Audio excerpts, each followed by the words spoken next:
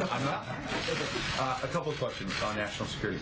On Syria, you said that the red line was not just about chemical weapons being used, but being spread. And it was a game changer. It seemed cut and dry. And now your administration seems to be suggesting that line is not clear. Do you risk U.S. credibility if you don't take military action? And then on Benghazi, there are some survivors of that terror attack who say they want to come forward and testify. Some in your State Department, and they say they've been blocked. Will you allow them to testify?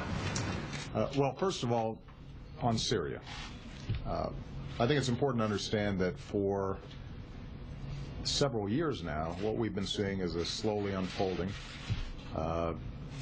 disaster for the Syrian people.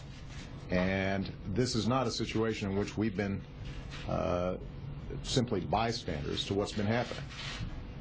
My policy from the beginning has been that President Assad had lost credibility, that he attacked his own people, has killed his own people, unleashed a military against innocent civilians, and that the only way to bring stability and peace to Syria is going to be for Assad to step down and to move forward on a political transition.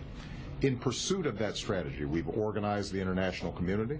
We are the largest humanitarian donor. We have worked to strengthen the opposition. We have provided non-lethal assistance to the opposition. We have applied sanctions on Syria. So there are a whole host of steps that we've been taking precisely because, even separate from the chemical weapons issue, what's happening in Syria is a blemish on the international community generally, and we've got to make sure that we're doing everything we can to protect the Syrian people. In that context, what I've also said is that the use of chemical weapons would be a game changer, not simply for the United States, but for the international community. And the reason for that is that we have established international law and international norms that say when you use these kinds of weapons, you have the potential of killing massive numbers of people in the most inhumane way possible. And the proliferation risks are so significant that we don't want that genie out of the bottle. So when I said that the use of chemical weapons would be a game changer, that wasn't a position unique to the United States, and it shouldn't have been a surprise. And what we now have is evidence that chemical weapons have been used inside of Syria, but we don't know how they were used, when they were used, who used them. We don't have a chain of custody that establishes what exactly happened. And when I am making decisions about America's national security and the potential for taking additional action in response to chemical weapon use, I've got to make sure I've got the facts. That's what the American people would expect. And if we end up rushing to judgment without hard, effective evidence, then we can find ourselves in a position where we can't mobilize the international community to support what we do. There may be objections even among some people in the region who are sympathetic with the opposition if we take action. So it's important for us to do this in a prudent way. And what I've said to my team is we've got to do everything we can to investigate and establish with some certainty what exactly has happened in Syria, what is happening in Syria. We will use all the assets and resources that we have at our disposal. We'll work with the neighboring countries to see whether we can establish a clear baseline of facts. And we've also called on the United Nations to investigate. But the important point I want to make here is that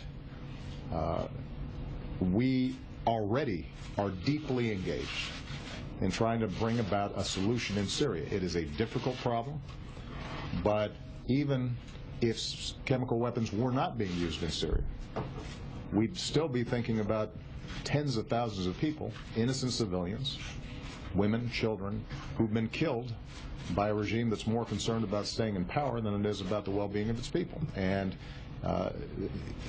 so we are already deeply invested in trying to find a solution here. What is true, though, is that if I can establish in a way that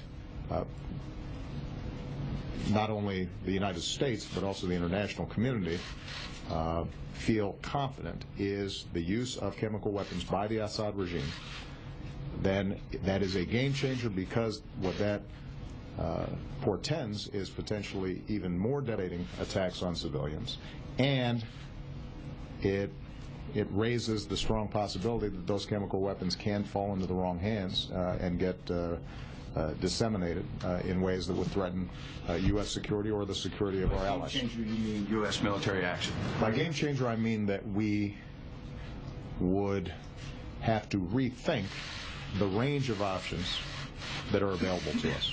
Now, we're already, as I said, invested in trying to bring about a solution inside of Syria. Obviously, there are options that are available to me that are on the shelf right now that we have not deployed, and that's a spectrum of options.